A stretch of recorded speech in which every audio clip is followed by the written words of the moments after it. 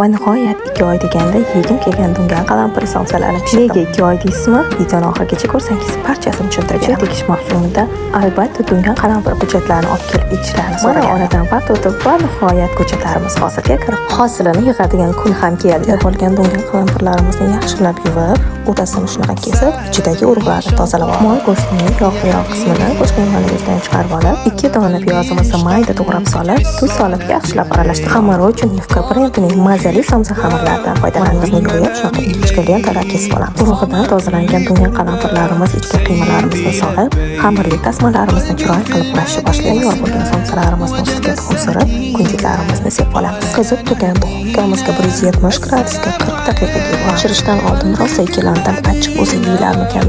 Lekin ishoninglar, shunaqangi yoqimli, achchiq maza keladigan juda ham sochli somsalar. 2 oy kutganimga bitta yurakcha bosib qo'yinglar, ko'zingizni ayratsin.